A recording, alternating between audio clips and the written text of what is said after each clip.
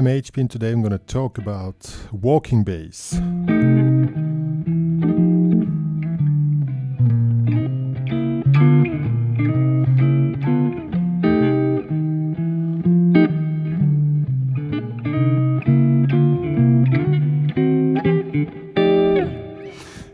That's cool stuff here.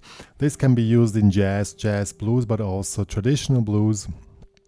And there's a certain method of playing rhythm guitar, and I'm going to explain this to you on an example of a blues, a conventional blues in F, not the real jazz blues, but the normal blues. You can, as I said, you can use this on normal blues as well.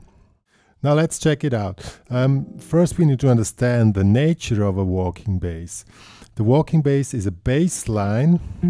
It could be any kind of bass line.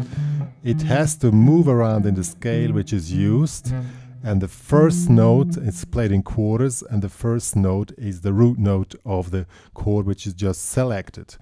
As an example, if we have an F7, or in this case a F9 chord, we start on the 1 with the normal bass here, F.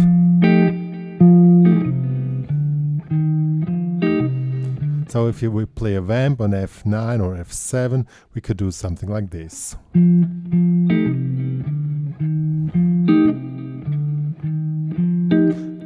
Why does this work? Because first we play the bass note, then quickly the chord, then we start to walk around with the bass. In this case I go over the 5th, then the 6th and the flat 7, and this is basically the Mixolydian scale, which when we play F7, the scale is the Mixolydian scale. But you also can play kind of chromatic approaches, which is cool as well. So in this case, I didn't really attend to the scale. I just went down here on the 6th, and then I just came back chromatically. Now comes a trick. If you have like 2 bars of F7 and you're playing with walking bass, if you want to make it sound interesting, it's good to have some variations. So you start like,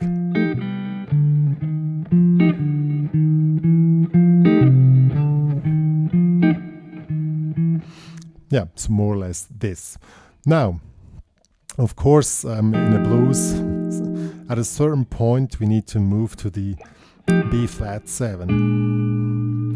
On walking bass figures, I really recommend to use the small B flat 7. This would be this one here, 6th fret, 6th fret, 7th fret. We don't play the A string. Now comes the trick. When you know that the next chord will be the B flat 7, you select a walking bass which leads to the root note of the next chord. In this case, this will be the B flat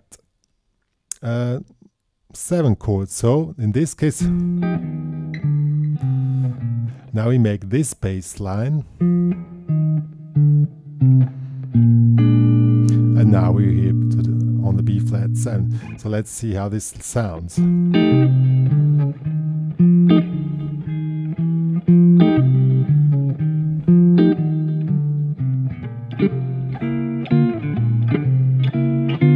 And now we're on the B flat 7.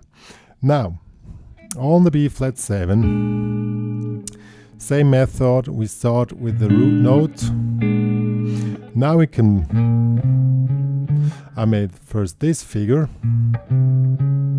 or you can also make the same figure as before on the F7 with the chromatics. So this will be,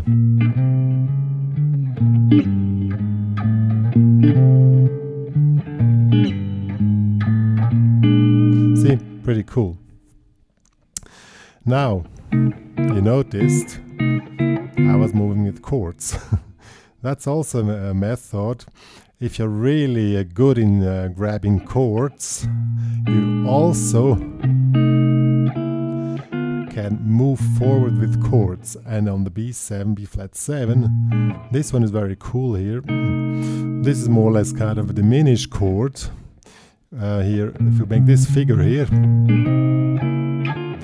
and it's easy to grab, 8, 7, 8. We don't play the A string. And then we just move it upward chromatically. Or, what you also can do, you move the entire chord upward, like. That also works pretty well. Now, when we want to go back to F, nothing easier than that. We just select the figure which goes back to F, or any other which works, or you can make. You also, when you're gonna want to go down to F, you don't need to come back here. You go down here to F. Same thing on C. You can make the same method, or whatever comes to your mind. As I said, the basic method is you play from chord to chord with the bass line. If this chord stays the same, you just move around and somehow you come back to the current chord. Or if the chord changes, you select the bass line, which leads to the new chord. And now then we have it something like this. So I'm going to play something so.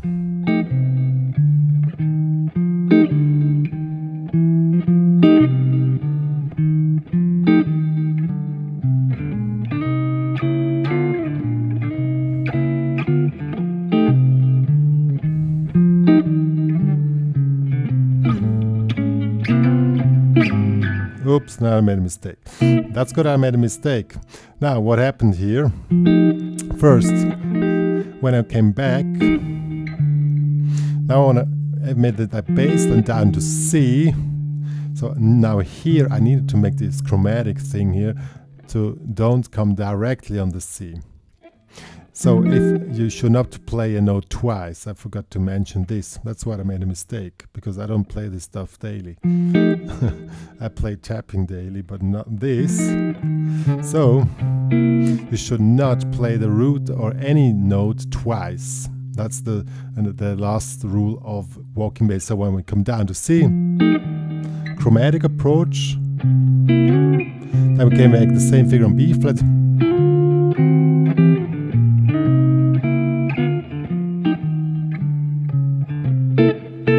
And then we have it. And so that will be the whole thing. And to make it really swingy, to play the bass and the chord after each other, it's really cool. And what also is cool, which you cannot see now, you have your foot on 2 and 4. 1, 2, 3, 4.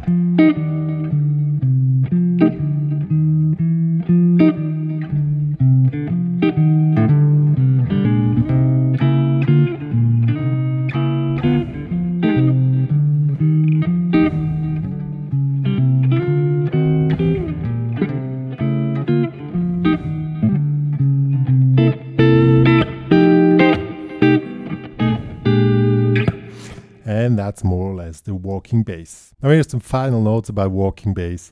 As I said, foot on 2 and 4 makes you really swing it. 1, 2, 3, 4. See?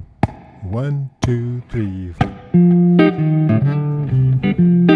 Because this makes you put the accent on 2 and 4, which makes it more swingy. And also this figure here, make it very short. The second part of the chord.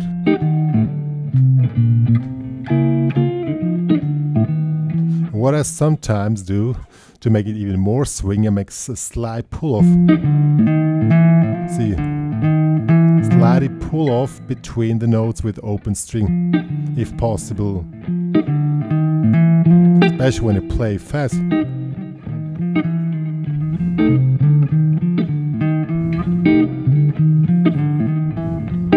That really works well when you make this.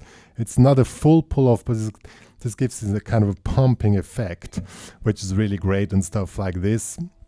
But it's also cool when you make it very smooth and very cool. See?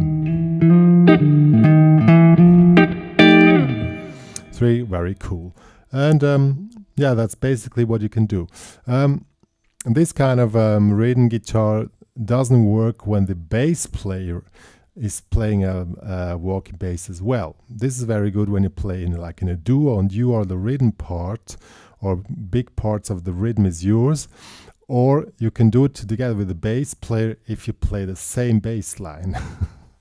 or you compose like an opposite bass line that works as well. But this works especially when you are the main rhythm section, or you really need to pay attention that the bass line doesn't I don't know, you know what I mean, with somebody else. And then it's really cool, like piano and guitar works great like this, or whatever you want. Good, so enjoy the walking bass here and jazz or blues on.